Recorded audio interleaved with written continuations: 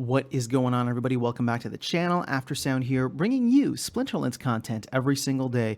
We also stream right here in this channel every Tuesday, Thursday, and Sunday morning, so come by and say hello. All right, guys, I wanted to talk about what the ultimate goal of the flywheel is, or maybe should be. And again, this is just my opinion, but the way that I see the tokenomics playing out between SPS and DEC, it just makes the most sense if we were to get to a place where, as I'm stating, right, the goal of the flywheel should be where the price of SPS doesn't even matter, right? SPS, we become SPS price agnostic.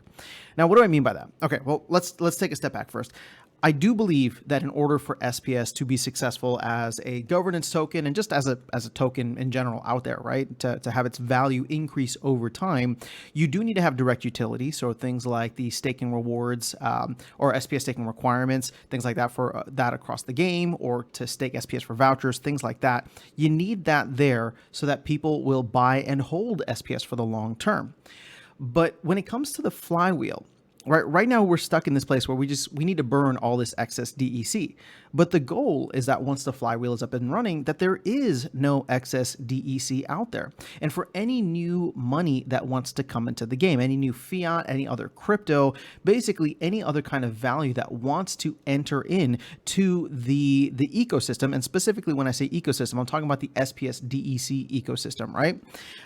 Whenever that happens, what you will want from people is to not even care what the price of SPS is, meaning that they need DEC. You put so much value and utility into DEC, and this is what I talk about, like the indirect utility for SPS, right? You put so much value into DEC, so much utility for DEC, and we're going to see that in Land 1.5. Hopefully we'll see that in tower defense, with guilds, with potions, like all these different things as we move forward.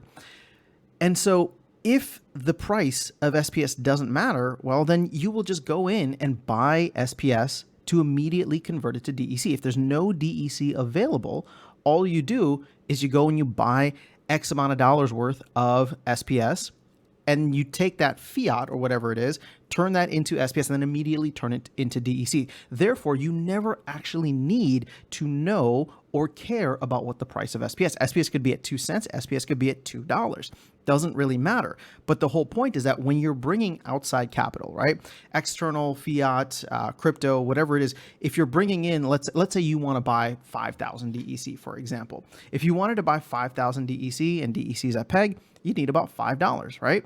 So you would take that $5, and if you were going to go on the market and buy DEC, but DEC was actually trading above peg, right, 2.5% above peg, well, then you are incentivized to go buy SPS at whatever price SPS is. That's the beautiful part. You buy SPS at whatever price it is, and then immediately convert it to DEC, and then you keep your value. So if we can get to a point, and hopefully, you know, I shouldn't be saying if, but when we can get to a point where we are at that level of consumption for DEC, where people just need that much DEC, that they're not, it's not about like, oh, I don't want to sell any of my stack, I don't want to burn any of my stack. No, it's not about that. It's about, hey, I want to get something in the game, or I want to bring some value into the game from outside, or, you know, maybe from, I guess selling cards doesn't really count, but, you know, bringing some value from outside or from another game. And I need DEC, and to buy DEC off the market is going to be more expensive than buying SPS and burning it. That whole equation does not involve or care about the price of SPS. And if we can get to a point where people are doing that in mass, meaning that they just need this DEC, whether it's to upgrade their buildings and land, whether it's to stake their monsters on land, whether it's to do some cool things in tower defense or upgrade their guild buildings, or trade on the marketplace, right? Buy certain cards, whatever it is. If we can get people to do that, that is when we will be at a point where, you know, the price of SPS, again, I'm not trying to be overly bullish here, but the price of SPS wouldn't matter for a majority of the consumption that's happening, a majority of the demand that's going in, because there will always be people speculating on the price, right? But what we don't want in the long term is speculation. We want utility. We want people to come in and be like, I need to buy SPS because I need to play all these different things. I need to do all these things within the ecosystem of Splinterlands. And if there's not enough DEC, buying SPS is the most cost-effective way to do it. And it doesn't matter what the price of SPS is. So people just continue to buy it. And here's the thing. It's not like it's not like a Ponzi scheme or something where all of a sudden, people come in and they're like, oh, I'm going to buy SPS when it's $1 and then burn it. And then all of a sudden SPS crashes down to 50 cents. Well, actually, it doesn't really matter as long as you're burning it ahead of time, or as long as you're burning it immediately, then you're golden, right? Because the idea is that you are transferring external value into DEC, with SPS being the medium in which you do it, burning SPS being the medium in which you do it. Now, of course, you're still going to get people who buy SPS, hope that it goes up so they don't have to burn as much in order to get that 1,000 DEC or whatever DEC that they need. But at the end of the day, if we can get to a place with land, 1.5, 2.0, guilds, mini sets, all this stuff in the future, Rebellion, for example, I haven't even talked about that, right? Where people just want this stuff in game.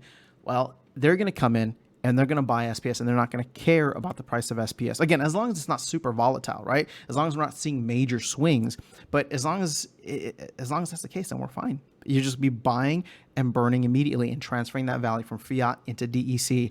SPS becomes the vehicle in which it happens, but we get to benefit from all of that demand pressure on SPS.